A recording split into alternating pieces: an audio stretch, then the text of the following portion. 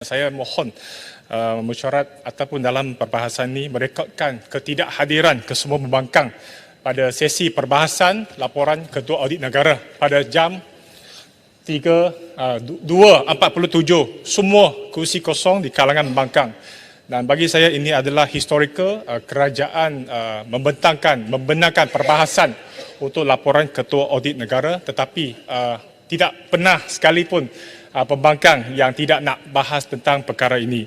Sikit, satu minit saja Selayang, 1 minit. Saya tertarik tadi Yang Berhormat Arau mengatakan bahawa laporan audit ini hanya mengenai Putrajaya.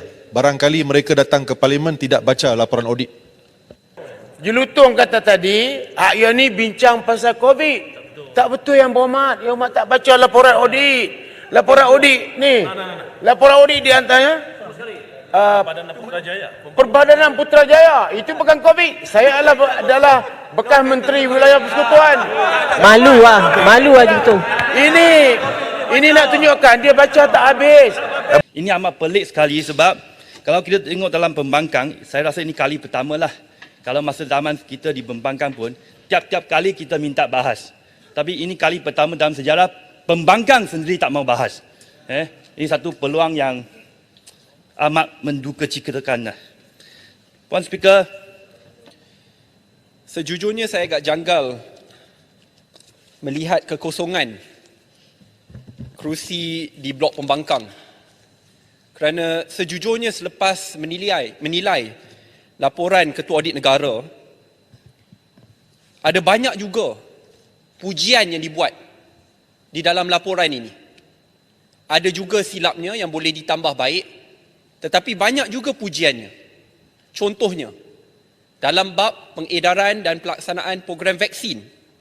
Sebab itu, di Parlimen inilah merupakan platform yang terbaik untuk membahas baik dan buruknya, kesilapan yang boleh diperbaiki dan kebaikan yang boleh diteruskan.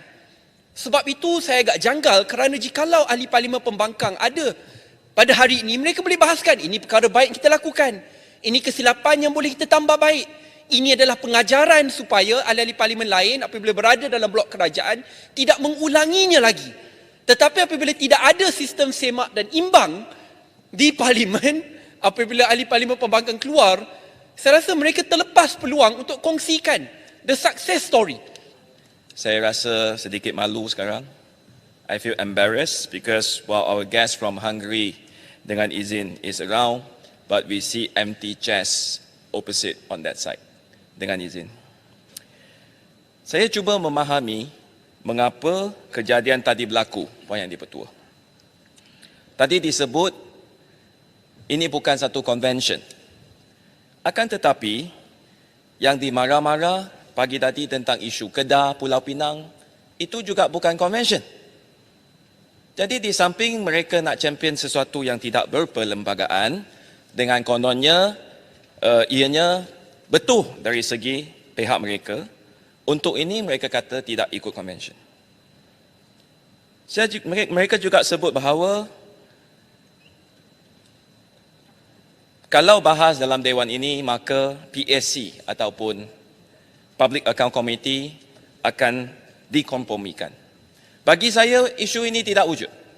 Ramai bekas ahli jawatan kuasa, kira-kira wang di sini, bahkan ramai bekas pengurusi di sini.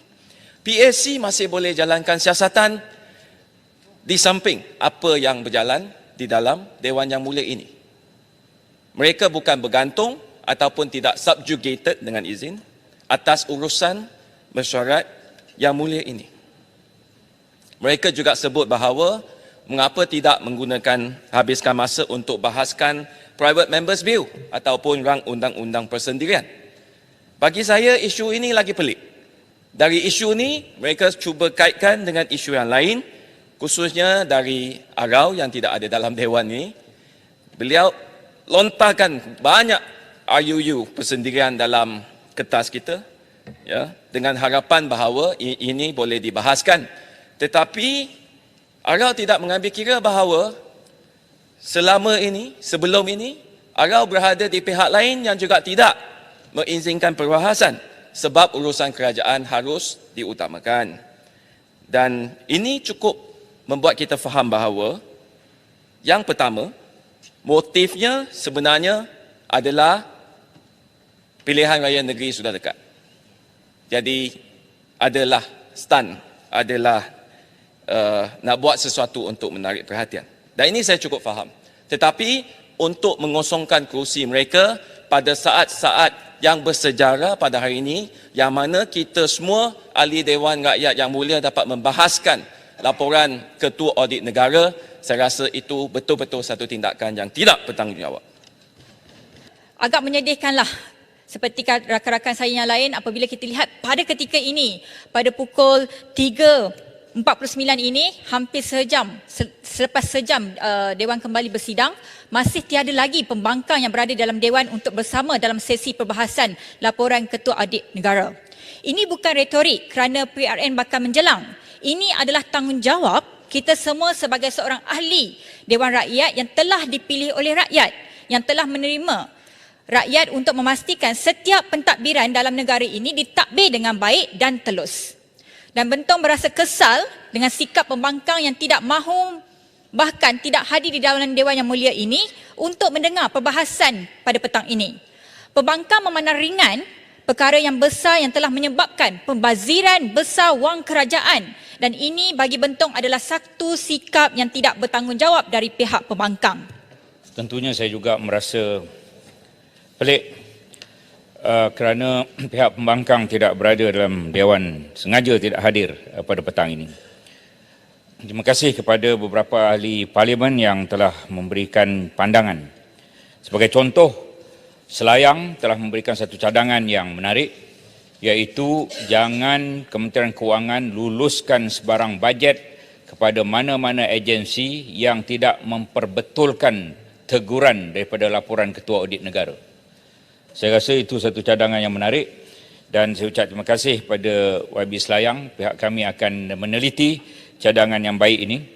Kemungkinan perkara itu akan dilakukan, kita akan lihat. Tapi dengan jawapan saya ini, dengan sendiri bahawa semua yang ditegur dalam laporan Ketua Audit Negara mesti memperbetulkan apa yang ditegur itu.